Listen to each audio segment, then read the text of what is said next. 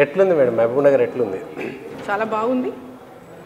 ప్రజలందరూ కూడా ఈసారి మోదీ గారు ప్రధానమంత్రి కావాలని కోరుకుంటున్నారు. ఖచ్చితంగా భారతీయ జనతా పార్టీకి ఈసారి మా ఓటు అనేది మన అసెంబ్లీ అప్పుడే చాలా చోట్ల అదే మాట వచ్చింది.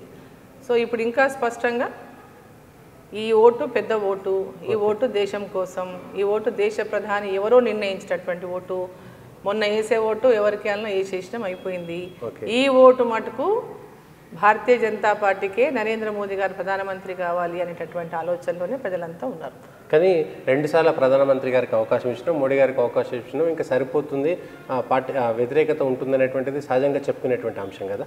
ఎక్కడ వ్యతిరేకత లేదు. మోదీ గారి పైన ఇంకా పెరుగుతుంది కానీ వ్యతిరేకత ఎక్కడ లేదు. ఓకే, మోదీ గారి పైన ఇంకా మోదీ గారు ఉండాలి, ఈ దేశం కోసం, ఈ దేశం బాగుండాలంటే ఆయన నాయకత్వమే ఉండాలనేది ఈరోజు ప్రజలంతా కోరుకు. అసలు ఆల్టర్నేట్ లీడరే కనిపిస్తలేడు దేశంలో. వేరే పార్టీలలో అసలు ఎవరైనా నాయకుడు ఉన్నాడా? ఏ పార్టీల నుంచి అయినా ఒక నాయకుడు కనిపించడం లేదు. భారతీయ జనతా పార్టీ ఈరోజు నరేంద్ర మోదీ గారి నాయకత్వంలో మళ్ళీ నరేంద్ర మోదీ గారే రావాలని ప్రజలు కోరుకుంటున్నారు.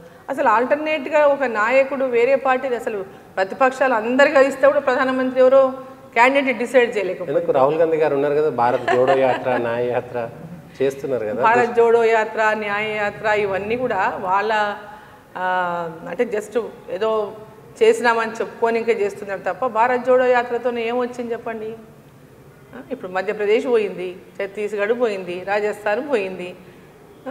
అసలు కర్ణాటక గెలిచిందంటే భారత్ జోడో యాత్ర నుంచి గెలవలేదు వాళ్ళు. తెలంగాణ గెలిచారంటే భారత్ జోడో యాత్ర నుంచి గెలవలేదు వాళ్ళు. అక్కడ ఉన్నటువంటి ప్రభుత్వాల మీద ఉన్నటువంటి కొంత వ్యతిరేకతతోనే వీళ్ళు అధికారంలోకి వచ్చింది తప్ప అక్కడ నరేంద్ర మోదీ గారి వ్యతిరేకతతో ఇక్కడ వీళ్ళు గెలిచింది లేదు. ఓకే, సో ఇక్కడ కూడా ఇప్పుడు దేశంలో రాహుల్ గాంధీ అనేటటువంటి వ్యక్తి ప్రధానమంత్రి క్యాండిడేటే కాదు, కానీ మీరు పోటే కాదు, మోదీ గారికి అసలైన పోటే కాదు.